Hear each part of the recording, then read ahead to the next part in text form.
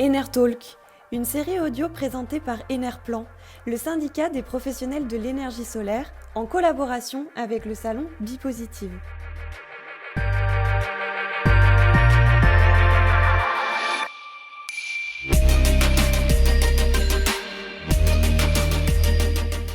« 2020, année singulière, une année confinée, une année télétravaillée, une année masquée, mais une année pour évoluer. Lutte contre le changement climatique, indépendance énergétique et réduction des importations d'énergie fossile, mais aussi nouvelle croissance économique et nouveaux emplois, tels sont les enjeux de la transition énergétique. À travers leur engagement, la richesse et la diversité de leurs innovations et leurs projets, les professionnels de l'énergie solaire sont en pointe dans ce mouvement. À l'occasion de la 3e université de l'autoconsommation photovoltaïque qui se déroule cette année les 10 et 11 septembre, selon un concept unique, 100% en ligne, 100% gratuit pour les participants, nous sommes allés à la rencontre d'expériences d'autoconsommation très inspirantes. Enertalk, une série audio présentée par Enerplan en collaboration avec Bipositive, le salon professionnel de la transition énergétique des bâtiments et des territoires à Lyon, du 2 au 4 mars 2021. Dans ce premier épisode, nous vous emmenons en Charente-Maritime à La Rochelle, lieu où prend corps le projet Atlantec. Rendez-vous avec Sarah Ormazabal, la chef de projet énergie ENR au sein de l'association du même nom. Bonjour Sarah Ormazabal. Bonjour. Alors, puisque c'est de lui dont on va parler, est-ce que le soleil brille en cette rentrée sur La Rochelle ? Écoutez, il brille énormément. Il fait très beau. On a la chance d'avoir du beau temps à La Rochelle. Alors, pour la petite anecdote, les Rochelais ont toujours l'impression que c'est une des villes les plus ensoleillées de France. Quand on regarde les statistiques de rayonnement, ce n'est pas tout à fait vrai pour nos panneaux photovoltaïques, mais il fait quand même très beau. Bon, en tout cas, présentez-nous ce projet Atlantec. Alors, c'est un véritable laboratoire à ciel ouvert qui intègre de l'autoconsommation collective, la distribution d'hydrogène, le développement de nouveaux modèles de mobilité, mais surtout, ce qu'il faut dire, c'est que c'est un vrai quartier où il est prévu de vivre et de travailler. Tout à fait. L'objectif du quartier Atlantec, c'est d'être un quartier bas carbone, urbain. Donc, on est vraiment à proximité de La Rochelle, sur la commune de Lagore.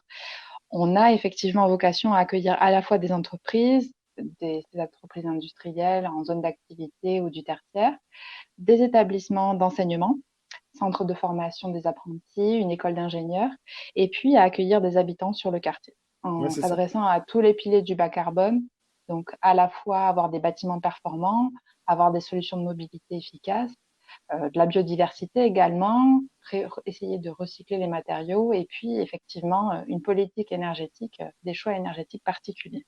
Ouais, c'est ça, ça s'étend sur un espace très large, hein, je crois 27 hectares. Mais C'est du ça, coup, tout à fait. ouais, quelle a été la genèse de ce projet? Comment vous avez travaillé? Quelles étaient les ambitions?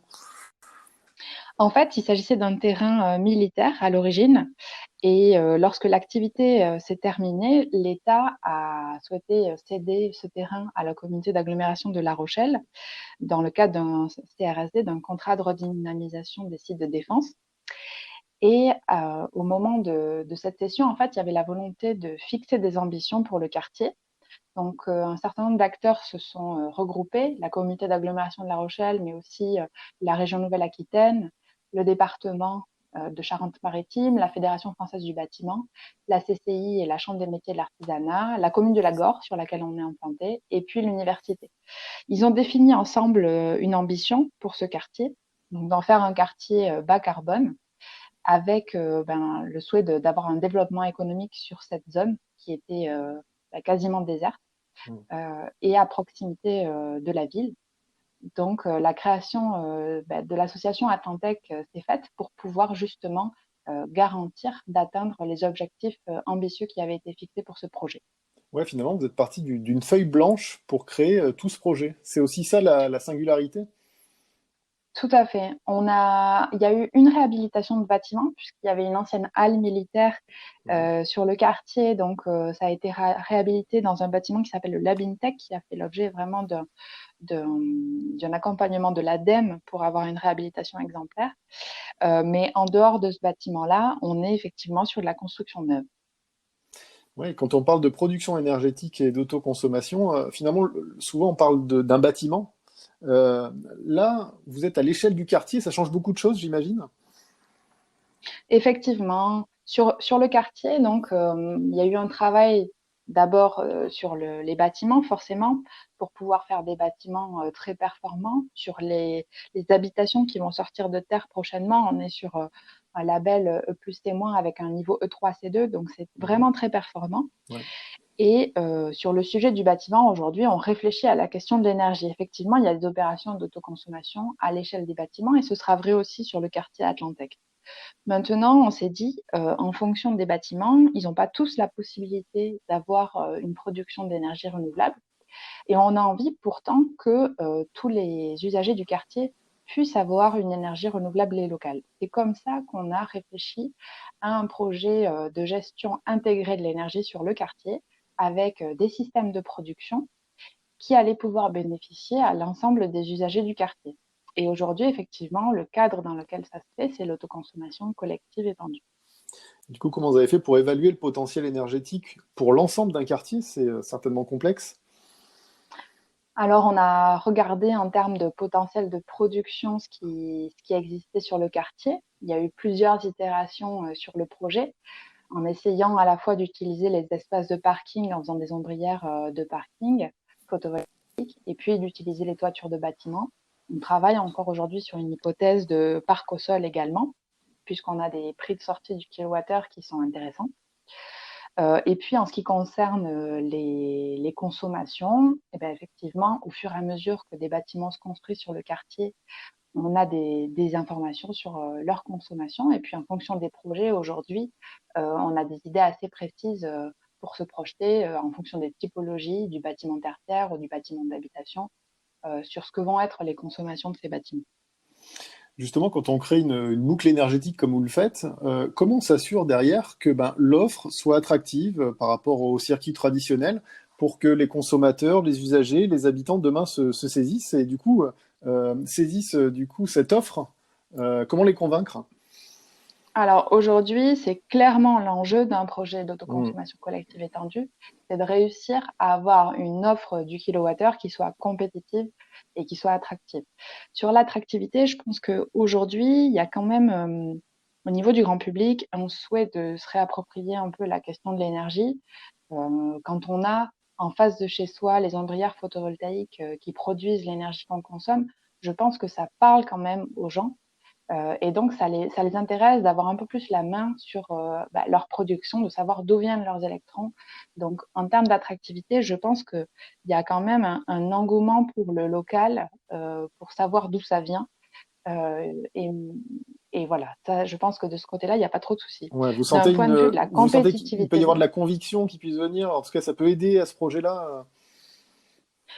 bah oui, je pense qu'aujourd'hui, quand même, sur tous les aspects, enfin, sur l'alimentation en premier lieu, mais sur Des prises de l'énergie également, conscience. il y a un peu la question de où est-ce que est produite la denrée qu'on consomme. Mhm. Et donc, je pense que sur l'autoconsommation, il y a quand même un atout qui est de se dire, bah, on peut voir finalement les panneaux photovoltaïques qui produisent l'énergie qu'on consomme, et on n'est pas juste sur des garanties d'origine, même si c'est très bien et ça doit coexister. Là, on sait vraiment d'où ça vient, on en est sûr. C'est vrai Mhm. qu'aujourd'hui, avec le marché libre de l'électricité et du gaz, on a tout un tas d'offres et de fournisseurs, et parfois, je pense que bah, C'est le assez opaque. particulier, Ouais. notamment, il peut être un petit peu Mhm. perdu au milieu de toutes ces offres qui ont l'air toutes plus vertes les unes que les autres. C'est ça. Et le critère de proximité géographique, je pense qu'il est quand même assez parlant. Mhm. Il y a un surcoût pour le consommateur. Aujourd'hui, on a notamment avec les technologies photovoltaïques des coûts qui ont énormément baissé en termes d'investissement. Donc, on peut avoir des prix du kilowattheure en sortie compétitif. Maintenant, le delta entre l'énergie qu'on produit avec le photovoltaïque et le prix du kilowattheure du client final, c'est un certain nombre de couches de taxes et de tarifs d'utilisation des réseaux Mhm. qui viennent s'ajouter. Et donc, en fonction de ce cadre-là fiscal, on pourra ou pas être compétitif. Actuellement, Avec le TURP spécifique, on a un premier niveau de baisse de ces tarifs pour les opérations, mais ce n'est peut-être pas suffisant pour que toutes ces opérations puissent sortir. On sait aussi l'enjeu de ce type de projet, c'est la gestion du surplus de la production d'énergie, de ne pas la perdre. Alors soit finalement on baisse sa production, soit on la stocke. Comment vous allez gérer justement ce surplus de production d'énergie Alors, déjà, une première clé de réponse, c'est l'échelle du quartier, puisque, comme on le disait, on a plusieurs typologies d'utilisateurs. On a des personnes qui vont être là les week-ends, d'autres qui vont plutôt être là la semaine. Donc, ça nous permet d'avoir un foisonnement des consommations et donc d'avoir un taux d'autoconsommation plus élevé par rapport à cette nature de consommateur. Si on est à l'échelle du bâtiment avec une seule activité, soit celle-ci fonctionne 7 jours sur 7, 365 jours par an, avec une consommation en journée, et c'est super. Mais si ce n'est pas le cas, on va avoir des périodes où on aura moins de conso. Donc déjà, l'échelle du quartier, c'est une première réponse. Maintenant, on a quand même des surplus. Sur le quartier Atlantec, le choix qui a été fait, c'est d'utiliser un électrolyseur pour pouvoir produire de l'hydrogène avec ces surplus, puisque l'hydrogène se stocke facilement, contrairement à l'électricité, et de mettre en place des applications de mobilité décarbonées qui vont fonctionner avec cet hydrogène. Oui, c'est en ça aussi qu'il y a une vraie spécificité à ce projet, c'est de produire de l'hydrogène et derrière, finalement, d'avancer sur de la mobilité. Là aussi, vous avez des projets qui sont assez intéressants pour pouvoir aller plus loin et proposer de la mobilité verte, du coup, aux habitants de ce quartier.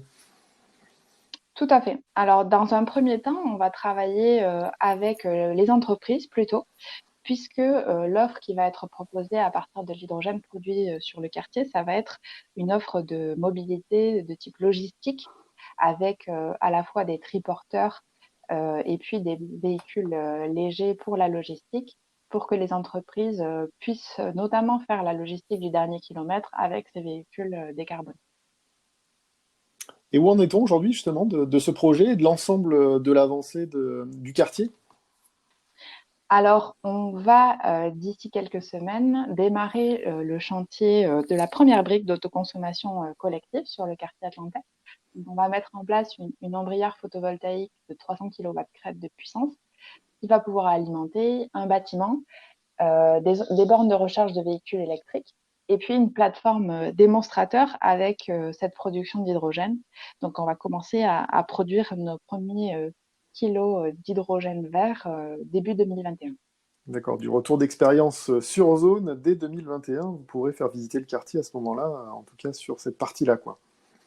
Exactement. Et on est tout à fait ouvert à échanger avec que ce soit les entreprises ou les collectivités qui souhaiteraient réaliser des choses dans ce domaine.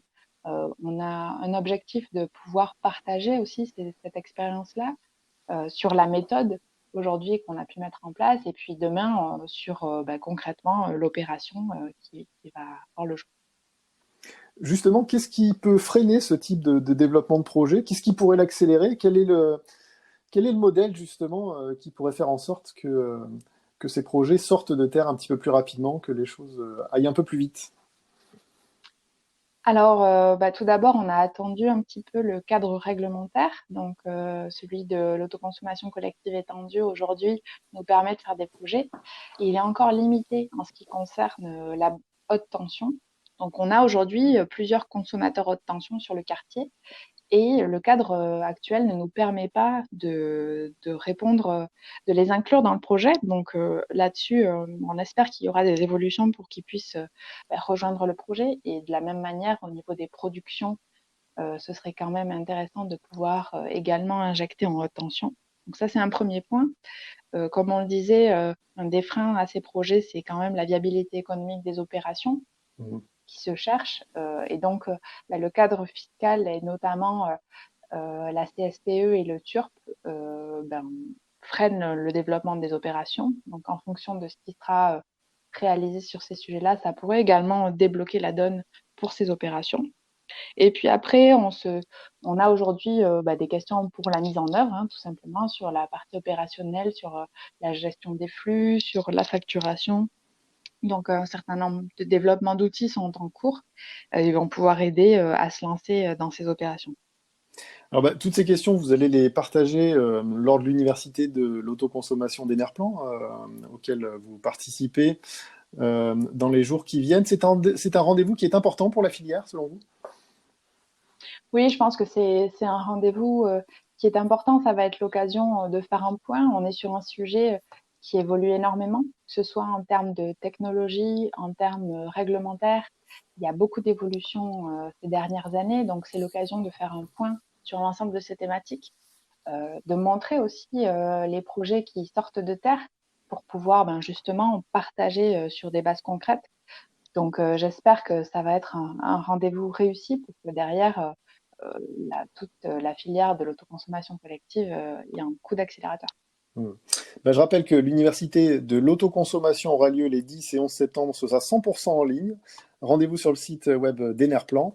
Et puis je vous remercie, Sarah Ormazabal. Merci à vous.